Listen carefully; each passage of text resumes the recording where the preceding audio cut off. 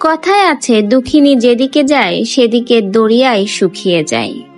আজ মায়ের অসাবধানতায় তার কাছ থেকেই তার কোলের দুই সন্তান আজ দুনিয়ার মায়া ত্যাগ করে চলে গেল। মায়ের সামান্য অসাবধানতায় পাশে থাকা পুকুরে পড়ে আজ দুই সন্তান দুনিয়ার মায়া ত্যাগ করলো। জানা যায় দুঃখজনক ও হৃদয় বিদায়ক এই ঘটনাটা ঘটেছে ব্রাহ্মণবাড়িয়ায়।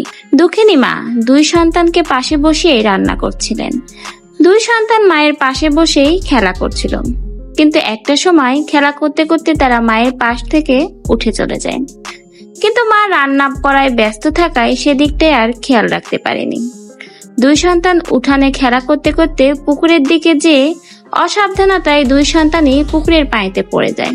কিন্তু এ সময়টাই সকলেই রান্না বান্নায় ব্যস্ত থাকায় তেমন আর খেয়াল করেনি। মাও তার দুই সন্তানকে আর তেমন খেয়াল করেনি।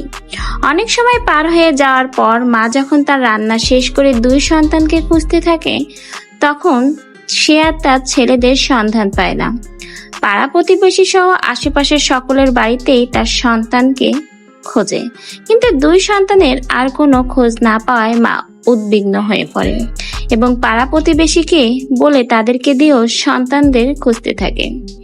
অনেক সময় পার হয়ে গেলে তার দুই সন্তানের খোঁজ মেলে তার পাশের পুকুরে।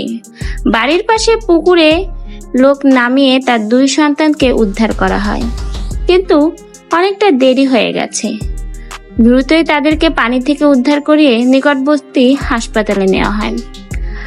হসপিটালের ডাক্তার জানায় অনেক দেরি হয়ে গেছে, তার দুই সন্তান অনেক আগেই পানিতে পড়েছে, এখন আর কিছু করার নেই।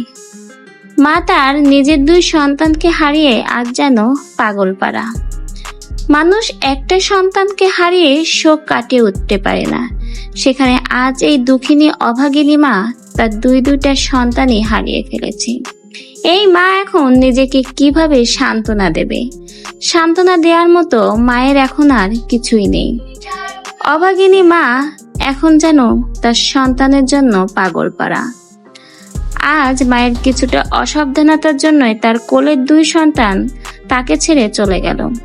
মা যদি একটু সচেতন হতো, তার সন্তানের দিকে খেয়াল রাখতো, তাহলে হয়তো এই দুঃখজনক ঘটনাটা ঘটতো না।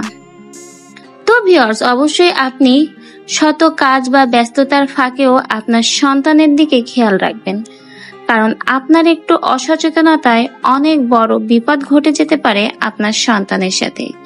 ভিডিওটা বেশি বেশি করে শেয়ার করে দিবেন সকলের সচেতনতার জন্য। আপনি সচেতন হবেন এবং অন্যকেও সচেতন করবেন, যেন কোনো মা আর তার কোলের সন্তানকে না হারায়। ধন্যবাদ।